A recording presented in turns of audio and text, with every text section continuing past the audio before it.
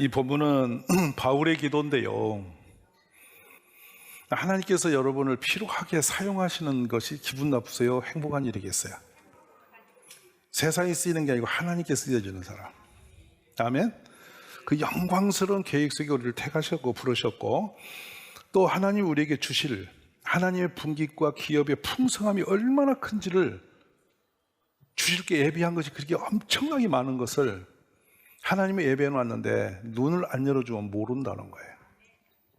그래서 바울 사도가 이걸 여러 개 하시는 거예요. 지금 그리고 특별히 여기 지금 아버지들도 많이 계시고 어머니도 계신데, 자신의 하나님 앞에서의 본분을 얘가 내가 왜 아빠가 되는지를 모르고 사는 분이 많아요. 그냥 아빠인가 보다, 직장 가서 월급 터다 주면 되는가 보다, 이 정도로 아빠 역할이 되는 게 아니에요. 잘하면 애를 데리고 놀러 한 번씩 가주면 생색내는 아빠, 그게 아빠 역할이 아니에요. 아버지는 축복의 통로예요.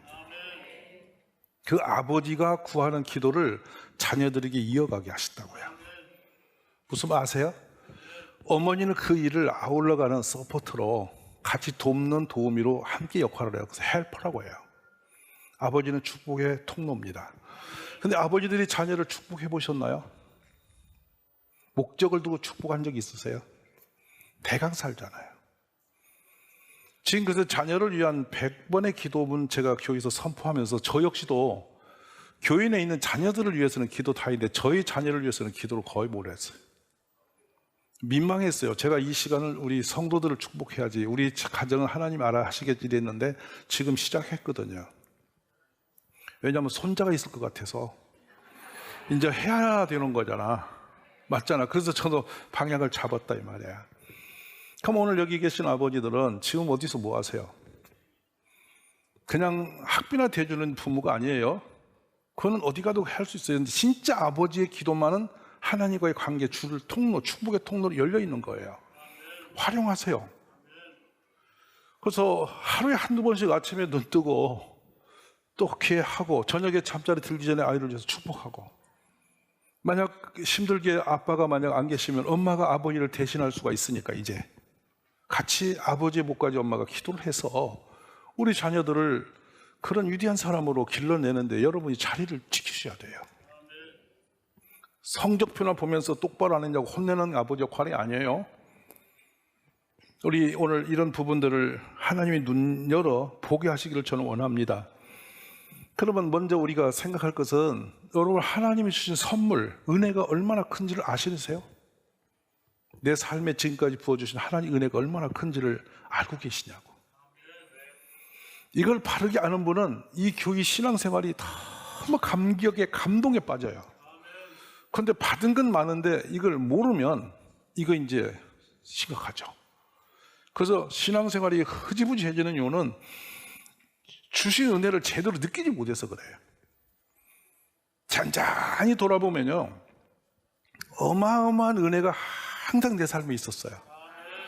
몇 번 죽을 뻔했고 몇 번 망할 뻔했어.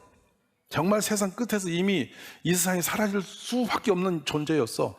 근데 그래도 그 틈새에서 이렇게 인도하셔서 오늘 이렇게 살고 있는 보니까 모두가 다 하나님의 은혜였다고. 그러니까 이렇게 앓혀져도 지금 심의해가지고 또 뭔 소리 하냐 그런 분 계셔 여기. 근데 눈이 안 열리니까 모르는 거예요. 내 삶에 지금까지 주신 은혜가 얼마나 큰지, 얼마나 놀랍는지, 이것을 그냥 인지되는 게 아니고 하나님이 눈을 열어주시면 그게 보이기 시작해서 그게 기쁜 거야. 그 여러분 한 분 한 분 이렇게 교회 와서 또 저 같은 사람의 설교를 또 들러 앉아 계시는 것도 이게 뭐야? 기적이야, 기적. 그러니까 이게 다 누구의 은혜? 하나님의 은혜인 거야. 그러니까 여러분 한 분 한 분은 기적적인 부르심을 받으신 분이라는 거야. 할렐루야. 세상의 지구촌에 그 많은 교회 중에 하필이면 여기를 왜 와 계셔? 이게 뭐야? 은혜란 말이야. 하나님의 은혜라고. 그러니까 이게 이런 것을 알면 이게 얼마나 기쁘고 감사하고 얼마나 놀라운지를 모르겠어. 이게 놀라운 거예요. 아멘 되세요? 종종 제가 그런 생각해요. 야, 이 산속에 이게 된 것은, 여기 교회가 세워진 것은 전부 은혜다. 우리 주님은 범사에 여러분의 삶에도 넘치도록 모자람이 없게 은혜를 주신 분이라는 거야. 그걸 알면 그때부터 삶이 어떻게 되죠? 질이 달라져요. 목적이 달라져요. 제발 오늘 그런 눈 열리기를 주님의 이름으로 축복합니다. 그래서 부르심의 소망이 뭔지 아느냐라고 했는데 우리가 어떤 상태에서 불렀냐 하는 것을 에베소 2장에서 설명하시거든요. 한번 볼게요, 여러분. 1절부터 읽어봅시다. 3절까지. 그는 그때 너희는 그 가운데에서 행하여 이 세상 풍조를 따르고 공중의 권세 잡은 자들을 따랐으니 오직은 불순종의 아들 가운데 역사하는 영이라. 아멘. 전에는 육체와 마음이 원하는 것을 하여 다른 일과 같이 본질상 진노의 자녀였다. 얼마 한번 생각해 보세요. 가족끼리 원수지거나 이웃하고 사람끼리 원수지면 생활이 어찌 되겠어요? 원수는 나를 어떻게든지 공격해서 무너뜨리려고 이렇게 쳐들어오는 그런 분이잖아요. 혹시 원수 맺고 살면 편안하겠어요? 괴롭겠어요?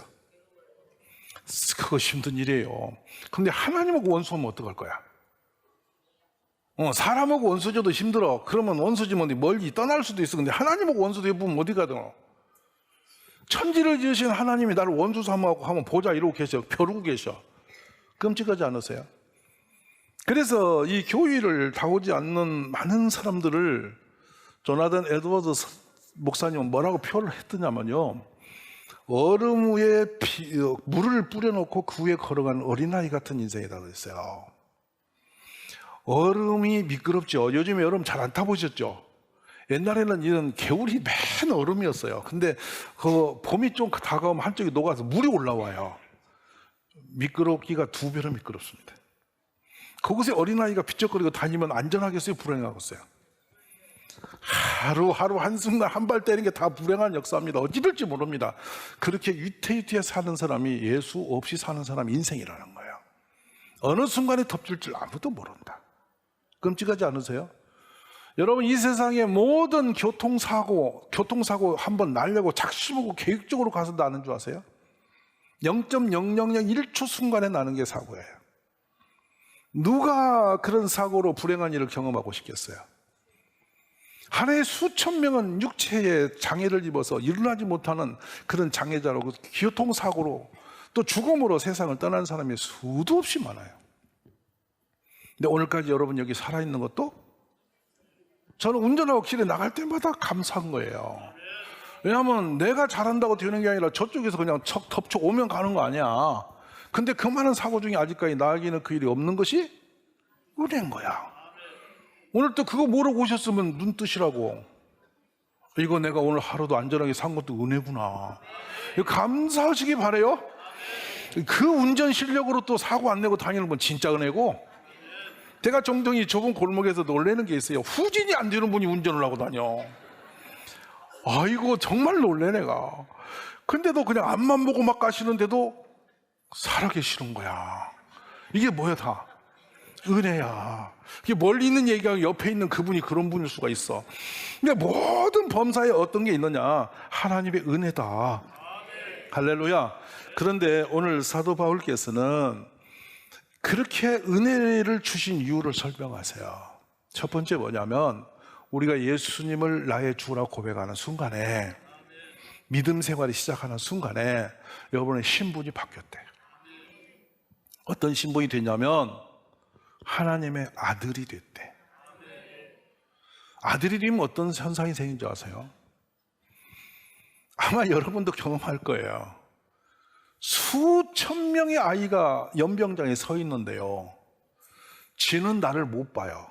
근데 나는 아들이 있는 것이 보여요. 논산 훈련소 입대 현장에 간 부모는 그걸 알 거예요. 뭔 말인가? 똑같이 머리 깎아가고 깎아머리로 쫙 세워놨어. 그리고 쫙 줄 세워놓고 그냥 끌고 가. 근데 다 손은 들어, 엄마 아빠한테. 근데 어느 놈이 손인지 누가 알아? 근데 지 엄마는 그놈을 알아. 그래갖고 저기 있대. 아빠는 가끔 눈 휘떠야 보이는데 엄마는 그냥 알아. 이게 웬일이에요? 웬일이죠 이게? 내가 낳았다, 내 아들이다 이거야. 기가 막혀. 그럼 보세요. 저희 사모가 저보다 키가 작잖아. 그러면 먼저 발견한 건 내가 해야 할 거 아니야. 근데 키 작은 엄마는 먼저 알고 있다니까.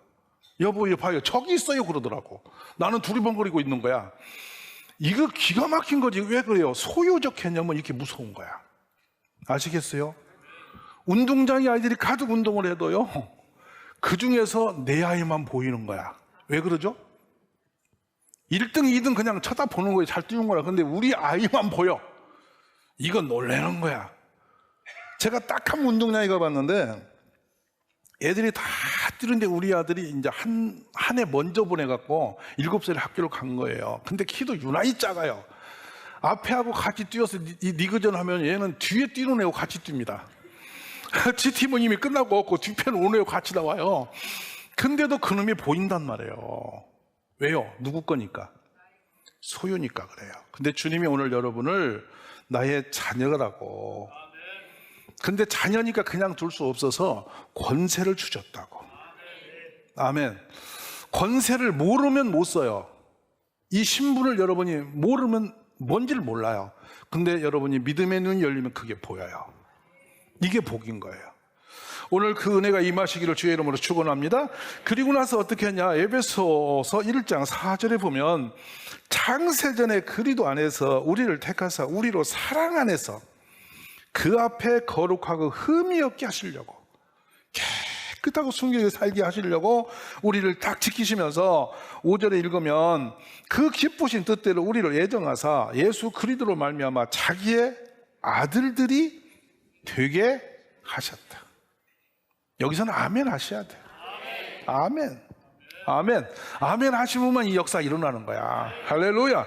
그러면서 보라, 요한 1서에 가면 더 은혜롭게 말씀해요. 보라, 아버지께서 어떠한 사랑을 우리에게 베풀었는가. 하나님이 주신 사랑 기억이 나세요? 하시면서 하나님의 자녀라 일컬음을 받게 하셨는가. 우리가 그러하도다. 그러므로 세상이 우리를 알지 못하면 그를 알지 못해서 그렇지. 자, 사랑하는 자들아, 우리가 지금은 하나님의 자녀다. 아멘. 장래에 어떻게 될지는 아직 나타나지 아니하였으니 그가 나타나시면 우리가 그와 같은 줄을 아는 것은 그의 참모습 그대로 볼 것이기 때문이다. 주님이 다시 오시는데 누구를 향해 오신다? 우리 한 분 여러분 앞에 주님이 다시 오실 때 그때 너무 놀라고 감동할 거다. 아멘 되십니까? 그 축복이 여러분이 지금 붙들고 있는 축복임을 믿습니다. 그러면서 갈라디아 4장에 가면 아들로서의 사는 법이 이렇더라. 이걸 소개합니다. 읽어봅시다. 너희가 나들이므로 하나님의 그 아들의 영을 우리 마음가운데 보내사 아빠 아버지라고 부르게 하셨다. 이거 모태신앙은 이 말씀이 잘 실감이 안 돼요. 근데 나이 들어서 이렇게 한 20, 30대, 40대 막 되신 분이 교회 오시면요, 아버지란 말이 안 나와요. 내가 우리 아버지도 잘 안 불렀는데 무슨 느닷없이 교회 와갖고 보이지도 않는 하나님 아버지 그렇게 하는 사람 보면 되게 이게 어색해. 근데 어느 날 보면 또 그분이 또 그걸 하고 계셔. 제가 일부 예배 때 들어오다가 되게 감동을 먹은 게 있어요.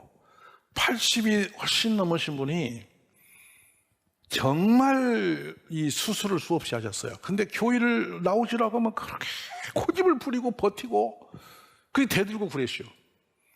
그래도 웬일인지 오늘 오셔서 봉투를 꺼내놓고 거기다 감사용을 쓰고 계시는데 맨 위에 하나님 아버지 사랑합니다 이러고 있더라고.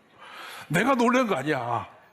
너무 놀란 거야. 그 봉투 근데 한참 봤어. 그랬더니 어쩌고저쩌고 까맣게 써서 헌금을 하시는 거예요. 그래서 아침에 제가 이런 설교했더니 본인 얘기한 자가 또 이렇게 머리 숙이더라고. 기가 막힌 거야. 저는 그런 분이 와서 그렇게 하는 것이 기적이라고 생각해. 은혜예요. 그분이 무슨 하나님 아버지를 사랑을 해. 사랑하기는 무슨 말 알아들어요? 근데 그렇게 하게 하신 분이 누구냐면 아버지 하나님이 하게 하셨다는 거예요. 할렐루야. 다 7절을 가서 보세요. 어떻게 하는가 봅시다.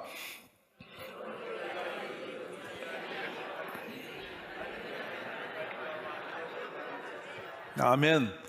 여러분, 우리 세상의 아버지가 갖고 있는 거 물려받는 것도 즐거운 일이에요. 왜 아멘을 못 하세요? 받을 게 없고 받을 일도 없으십니까? 내 아버지가 주시는 것은 유업을 받는 건 즐거운 거야. 왜?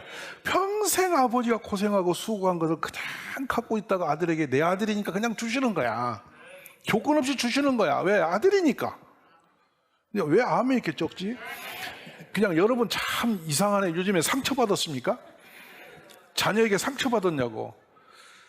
이상 저는 그걸 느껴요. 애들이 어릴 때 아빠 이것 좀 줘 저것 좀 줘 할 때가 그때는 몰랐어요. 그런데 지나고 보니까 그때가 참 좋았다. 참 행복했다. 나에게 달라고 손 벌리고 찾아오는 애가 있을 때가 그렇게 행복했구나. 아멘? 왜요? 내가 수고해서 얻은 거 그 자녀에게 주는 것보다 더 기쁜 일이 어디 있어? 여러분 혹시 아들들이 뭐 달라면 열받아 갖고 세상 끝날 생각하십니까? 그거 얼마나 기쁩니까?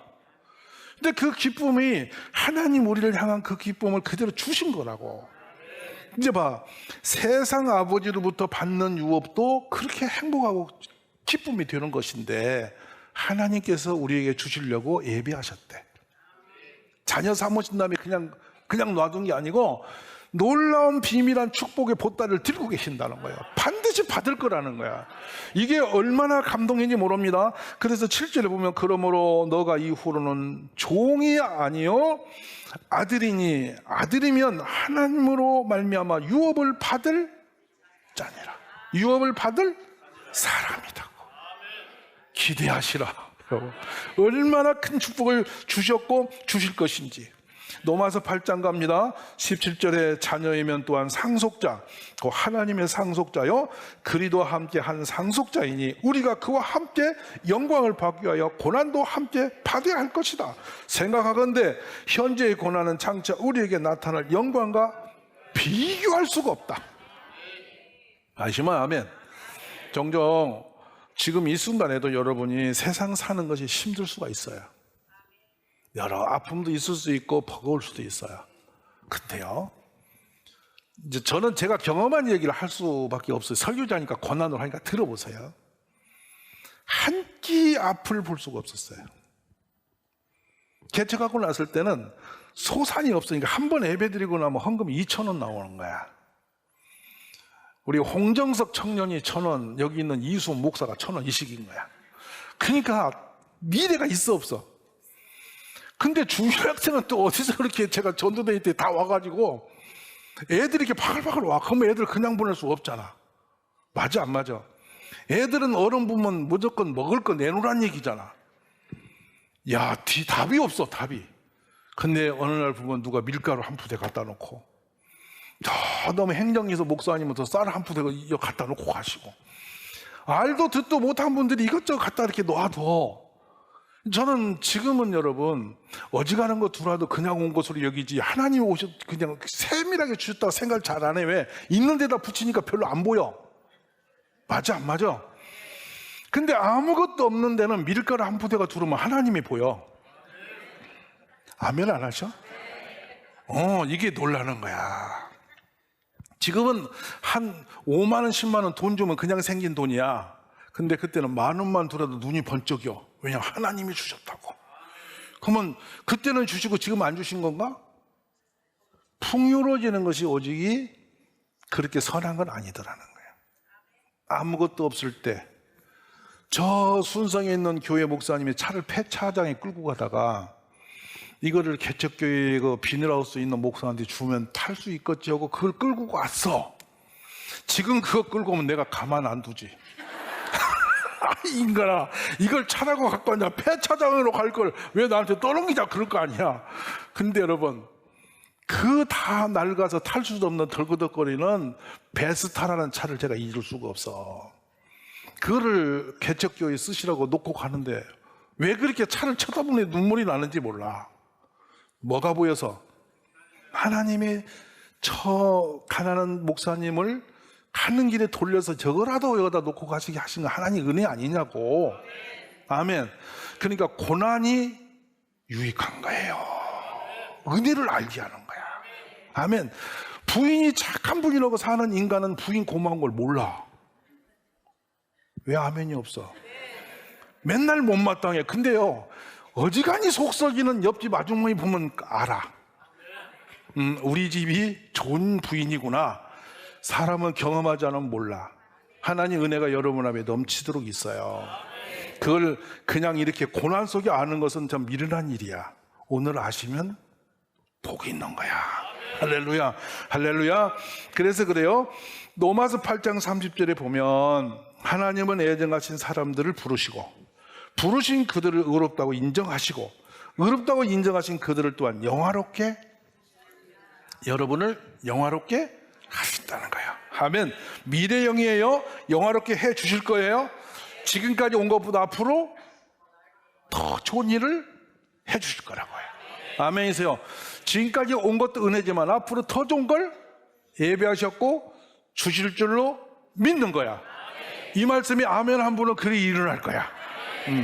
그냥 들 대로 내버려 둘 수도 있어. 그러나 앞으로 믿는 사람의 역사 일어날 줄 믿습니다. 자, 그러면 31절에 그렇다면 우리가 이 일에 대하여 무슨 말을 할 수 있겠냐? 만일 하나님이 우리 편이시면 누가 감히 우리를 대적할 수 있겠냐? 아멘. 자기 아들까지도 아끼지 않으시고 우리를 위해서 모든 걸 내어주는 하나님이 어찌 아들과 함께 다른 모든 것을 우리에게 아낌없이 주시지 않겠느냐? 주실 선물이 어마어마하다는 거예요. 아멘 하세요.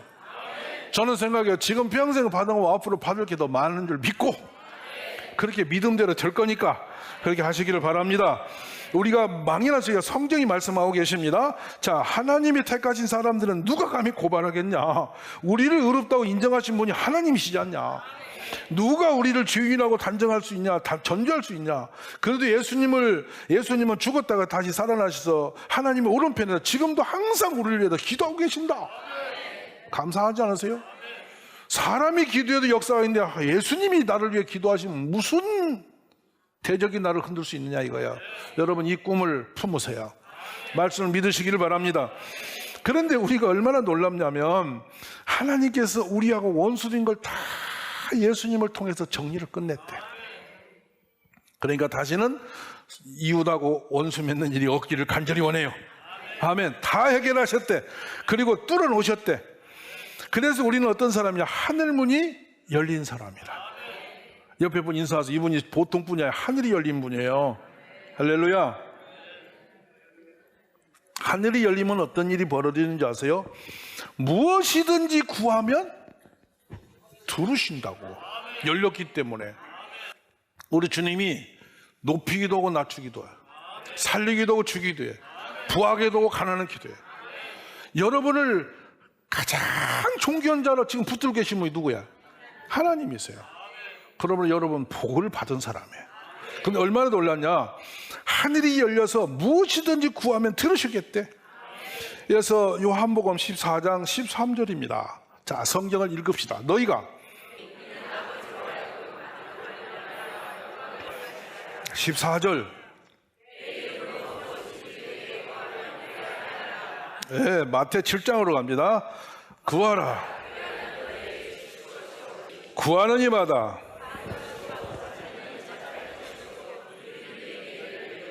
아멘. 자, 그러면 요한일서 5장으로 갑니다. 그를 향하여 그의 뜻대로 무엇을 구하면 들으심이라. 우리가 무엇이든지 구하는 바를 들으시는 줄을 안즉 우리가 그에게 구한 그것을 얻은 줄을 또한 아느니라. 아멘. 그러니까 기도해야 돼, 안 해야 돼? 하시기 바라요. 여러분, 기도는 오늘을 막이라고 보이지 않지만 하시면 반드시 하나님이 하셔요. 나를 이렇게 구원하시고 나를 위해 이렇게 복을 주신 하나님을 여러분이 마음껏 찬양하는 밤 되시기를 주의 이름으로 축복합니다.